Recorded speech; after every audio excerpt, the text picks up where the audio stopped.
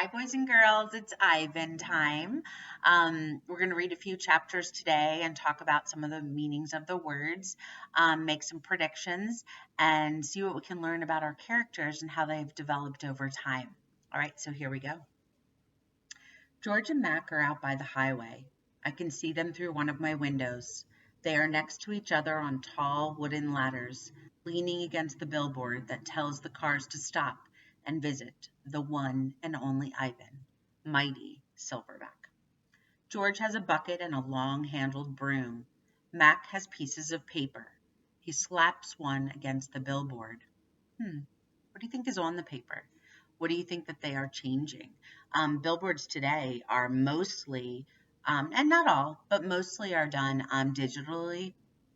But they used to be paper that people would actually get up and glue onto the billboard. So what do you think they might be adding to the billboard? Do you think it could be Ruby for them to stop and see the new elephant? He wets the paper with the liquid from the bucket, and somehow the paper stays in place. They put up many pieces before they are done. When they climb down from the ladders, I see that they've added a picture of a little elephant to the billboard. The elephant has a lopsided smile. She's wearing a red hat, and her tail curls like a pig's. She doesn't look like Ruby. She doesn't even look like an elephant. I've only known Ruby one day, and I could have drawn her better. Ruby asks a lot of questions. She says, Ivan, why is your tummy so big? And have you ever seen a green giraffe? And can you get me some of those pink clouds that the humans are eating? When Ruby asks, what is that on your wall? I explain that it's a jungle. She says the flowers have no scent, and the waterfall has no water, and the trees have no roots.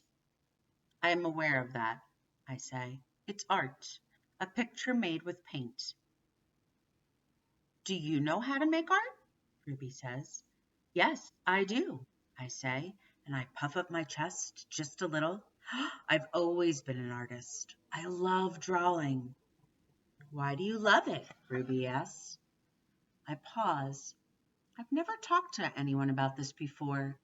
When I'm drawing a picture, I feel quiet inside. Ruby frowns. Quiet is boring. Not always. Ruby snatches the back of her neck with her trunk. What do you draw anyway? Bananas mostly. Things in my domain. My drawings sell at the gift store for $25 a piece with a frame. What's a frame? Ruby asks. What's $1? What's a gift store? I close my eyes. I'm a little sleepy, Ruby. Have you ever driven a truck? Ruby asks. I didn't answer. Ivan, Ruby asks, can Bob fly? A memory flashes past, surprising me. I think of my father, snoring peacefully under the sun, while I try every trick I know to wake him. Perhaps, I realize, he wasn't really such a sound sleeper after all. So do you think that his dad was faking sleeping so that Ivan would leave him alone? And do you remember why he said he's always been such a great artist? Do you remember how he started? He drew on his mother's back with the mud that he found. Have you ever done that? Not with mud, of course, but just with your finger. Remember I said if you sit behind someone, you can write a message to them, letter by letter or as a drawing, and they have to guess what you're doing. It's fun. How's that photo, girl? George asks Stella. Stella pokes her trunk between the bars. She inspects George's right shirt pocket for the treat he brings her every night without fail. George doesn't always bring me treats. Stella's his favorite, but I don't mind. She's my favorite, too. Stella sees that George's pocket is empty. She gives George a frustrated nudge with her trunk, and Julia giggles. Stella moves to George's left pocket, discovers a carrot. Nimbly, she moves it. Mac walks past. Toilet's plugged up in the men's bathroom, he says. Big mess. I'll take care of it, George sighs. Mac turns to leave. Before you go, Mac, George says, you might want to take a look at Stella's foot. I think it's infected again. darn thing never does heal up right. Mac rubs his eyes. I'll keep an eye on it. Money's tight, though. Can't be calling the vet every time she sneezes. George strokes Stella's trunk. She inspects his pockets one more time, just in case he had another treat. Sorry, girl, George says as he watches Mac walk away. Ivan, Bob! I blink. The dawn sky is a smudge of gray flecked with pink, like a picture drawn with two crayons. I can just make out Ruby in the shadows, waving hello with her trunk. Are you awake? Ruby asks. We are now, Bob says. Aunt Stella's still asleep, and I don't want to wake her because she said her foot was hurting, but I'm really, Ruby pauses for a breath, really bored. Bob opens one eye. You know what I do when I'm bored? What? Ruby asks eagerly. Bob closes his eye. I sleep. It's a little early, Ruby, I say. I'm used to getting up early. Ruby wraps her trunk around one of the bars on the door. At my old circus, we always got up when it was still dark, and then we had breakfast, and we walked in a circle, and then they chained my feet up, and that really hurts. Ruby falls silent. Instantly, Bob is snoring. Ivan, Ruby asks, do you know any jokes? I especially like jokes about elephants. Well, let me see. I heard Mac tell me once. I yawn. How can you tell that an elephant has been in the refrigerator? How? By the footprints in the butter. Ruby doesn't react. I sit up on my elbows, trying not to disturb Bob. Get it? What's a refrigerator? Ruby asks. It's a human thing. A cold box with a door. They put food inside. They put food in a door? Or food in the box? Is it a big box? Ruby asks. Or is it a little box?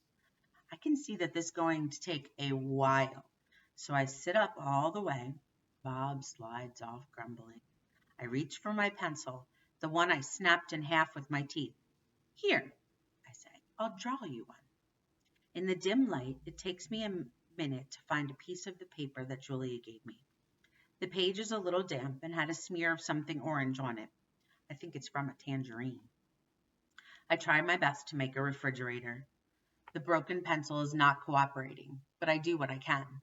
By the time I'm done, the first streaks of morning sun have appeared in a flashy cartoon color.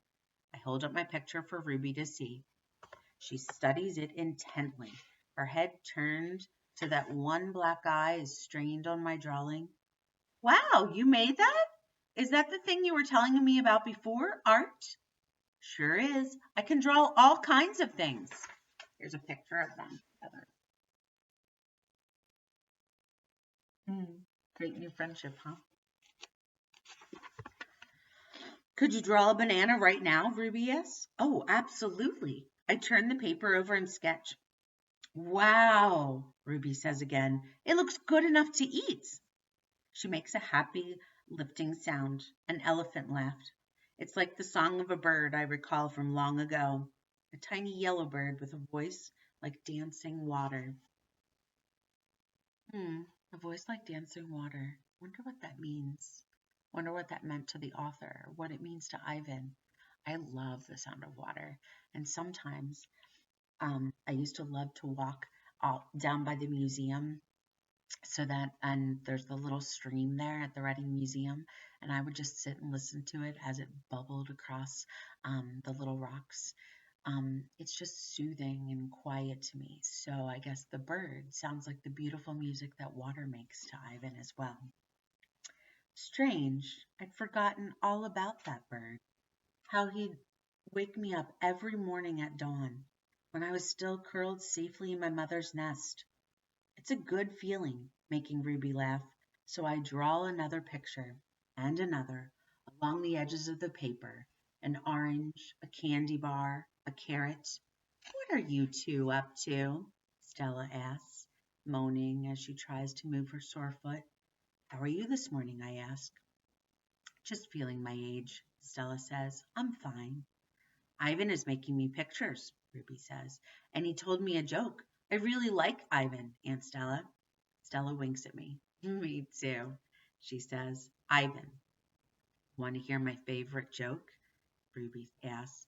I heard it from Maggie. She was one of the giraffes in my old circus. Sure, I say. It goes like this. What do elephants have that nothing else has? Trunks, I think. But I don't answer because I don't want to ruin Ruby's fun. I don't know, Ruby, I reply. What do elephants have that nothing else has? Baby elephants, Ruby says. Oh, good one, Ruby, I say, watching Stella stroke Ruby's back with her trunk. Good one, Stella says softly. So let's think about our characters, and let's think about Ivan, and let's think about Stella.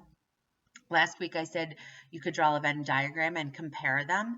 We're really finding out more and more about Ivan now and his relationships with all the other characters in the book. So how is Ivan much like Stella? How are they different?